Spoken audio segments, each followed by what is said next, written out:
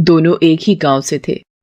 जब गांव में सूखा पड़ा और खेती किसानी चौपट हो गई तो दोनों दोस्त अपने परिवारों के साथ शहर आ गए। शहर आकर दोनों ने अलग अलग रिक्शे खरीद लिए। अब दोनों दोस्त सारा दिन रिक्शा चलाते और इस तरह दोनों का गुजारा चलने लगा। और भाई रामू, आज कितनी कमाई हुई? कुछ नहीं यार, ये 200 रुपए बने हैं सुबह से शाम तक। यार लगता है कुछ और काम सोचना पड़ेगा। ये रिक्शा चलाने में मेहनत ज्यादा है और आमदनी कम। थोड़ा सब्र कर मेरे भाई, अभी अभी तो शुरू किया है ये काम। धीरे धीरे काम बढ़ेगा तो आमदनी भी बढ़ ही जाएगी। हाँ, लेकिन मेहनत भी तो बढ़ेगी ना, पसीने छूट जाते हैं यार। हाँ तो पैसा कमाना आसान है क्या? खून पसीने की कमाई इसे ही तो कहते हैं। रहने दे यार। इतना कहकर रामू अपने घर की तरफ चल देता है। रामू को कम वक्त में ज्यादा पैसा कमाना था और इसके लिए उसे ज्यादा मेहनत भी नहीं करनी थी। दूसरी तरफ ध्यानु की सोच बहुत अलग थी। उसके पास मेहनत का हुनर भी था और सब्र भी। वो रिक्शा चलाने में ही खुश था।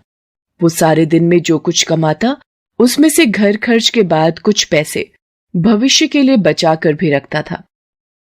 दूसरी तरफ ध्यानु सारा दिन पैसे कमाने के आसान तरीकों की खोज में रहता।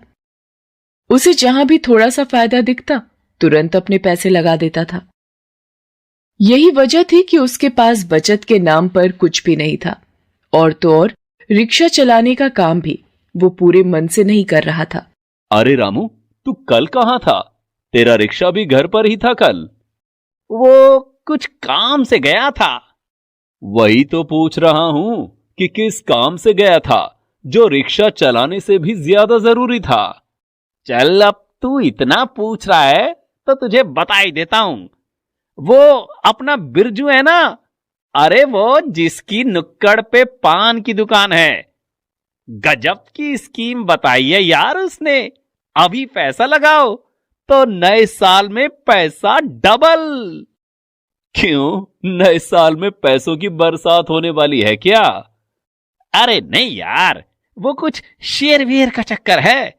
उसके चाचा का लड़का किसी कंपनी में काम करता है जो इस सब में पैसा लगाता है। बिरजू बता रहा था कि नए साल पर उसे खूब फायदा होने वाला है और वैसे भी नए साल को अभी कुछ ही दिन तो बचे हैं।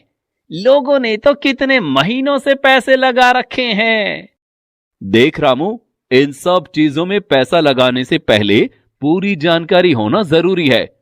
तू ऐसे जल्दबाजी मत कर। अरे यार, तू तो हमेशा डरता रहता है। तू देखना, इस बार नए साल पर सब कुछ नया होगा। मेरी मान तो तू भी पैसा लगा दे। ना भाई ना, मेरे पास पैसे नहीं है। झूठ मत बोल ध्यानु, मुझे पता है तू हमेशा पैसे जोड़ कर रखता है। हाँ तो इस सब के लिए थोड़ी रखता हूं, बुरे वक्त के लिए रखता हूं। अरे यार, कुछ ऐसा सोच जिससे कभी बुरा वक्त ही ना आए। बिरजू ने गारंटी दी है यार। देख रामू, तुझे समझाना मेरा फर्ज था। बस अब इससे आगे ना तो मुझे कुछ कहना है और ना ही कुछ सुनना है। मैं जा रहा हूं। ध्यानु नाराज होकर वहां से चला जाता है। रामू ने अपने सारे पैसे बिरजू को दे रखे थे और अब वो बेसब्री से नए साल का इंतजार कर रहा था। फिर कुछ दिनों बाद, अरे भाई, ये बिरजू भैया कहाँ हैं? पिछले 3-4 दिनों से दुकान बंद क्यों है इनकी? इनका फोन भी नहीं लग रहा। कौन? वो पान वाला बिरजू?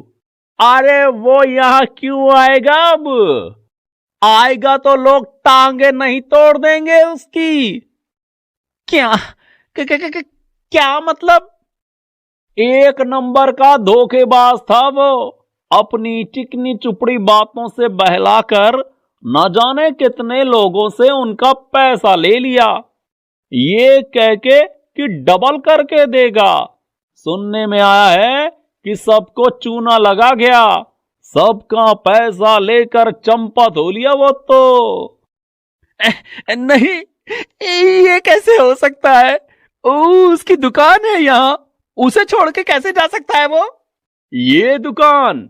अरे किस दुनिया में हो भाई साहब, ये तो किराए पर ली थी उसने, अपना सामान लेकर 4 दिन पहले ही गायब हो लिया वो तो। ये रामू के लिए बड़ा झटका था। उसके सारे पैसे डूब गए थे। पैसे डबल होने की उम्मीद में उसने रिक्शा चलाना भी बंद कर दिया था। नए साल पर जश्न मनाना तो दूर, अब तो घर खर्च के भी लाले पड़ गए थे। ध्यानु को इस बारे में बताकर उससे मदद मांगने की हिम्मत रामू नहीं जुटा पाया, लेकिन अपने गम को भूलने का एक रास्ता उसे जरूर मिल गया। अरे रामू भैया, आ जाओ जल्दी से, महफिल सजी है।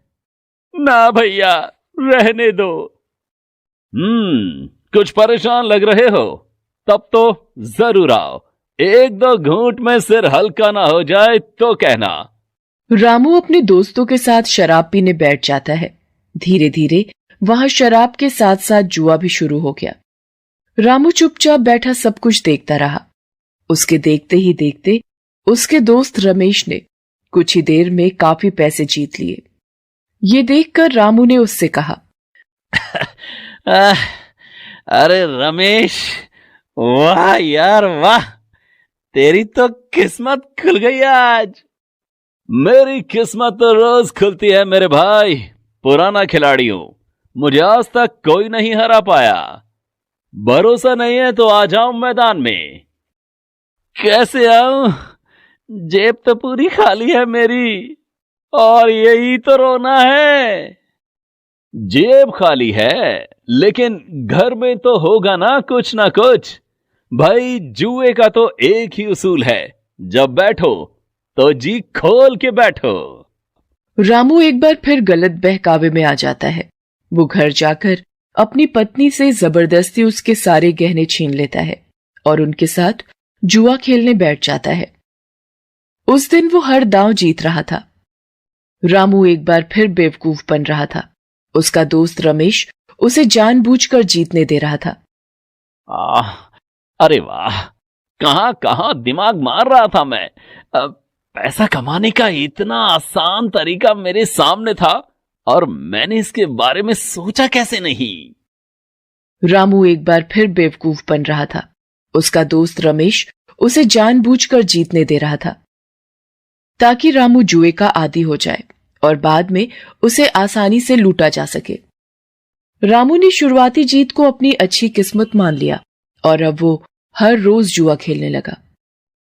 वो हर वक्त नशे में रहता और अपने घर परिवार की तो उसे सुध ही नहीं थी।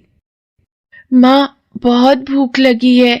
हाँ बिटिया, तेरे बाबा से कहा तो था राशन लाने को, पता नहीं कहाँ रह गए। रामू की पत्नी राधा अपनी बेटी पूजा को दिलासा दे ही रही थी कि तभी रामू शराब के नशे में धुत घर आ गया। वो आते ही घर की दहलीज पर गिर पड़ा। राधा ने उसे सहारा देकर उठाया और गुस्से से बोली, ये क्या हाल बना रखा है? घर में बच्चे भूख से बेहाल हैं और तुम्हें पीने से फुर्सत नहीं। राशन लेने भेजा था, कहाँ है वो? राशन कहां से लाऊं? मेरे पास पैसे नहीं है। साला आज फिर हार गया। तेरी मनु सूरज जो देख ली थी जाते हुए, चल हट मेरे सामने से। रामू ने राधा को धक्का देकर दूर धकेल दिया, लेकिन वो खुद इतने नशे में था कि खुद ही खड़ा ना रह सका और एक बार फिर जमीन पर गिर पड़ा। इस बार वो गिरते ही बेहोश हो गया। राधा से अपने बच्चों के भूखे चेहरे नहीं देखे गए। वो तुरंत ध्यानु के घर जाकर वहां से थोड़ा राशन मांग कर ले आई और तब जाकर घर का चूल्हा जल सका। फिर अगले दिन, अरे सुनो, जल्दी उठो, देखो जरा। अब क्या हो गया? क्यों कान के पर्दे फाड़ रही है मेरे? देखो ना, मुन्ने को कितना तेज बुखार है, इसे डॉक्टर के पास लेकर जाना होगा। राधा की बात सुनकर रामू के होश उड़ गए। उसने अपने 1 साल के बच्चे का माथा छूकर देखा तो वो बुखार से तप रहा था। वो गुस्से में राधा से बोला, इसे बुखार कैसे आया? तू इतने छोटे से बच्चे का ख्याल भी नहीं रख सकती? मैं जो कर सकती हूँ सब कर रही हूँ, पर तुम क्या कर रहे हो? इसके बारे में सोचा है कभी? दिसंबर की सर्दी है, बच्चों के पास ना तो पहनने को गर्म कपड़े हैं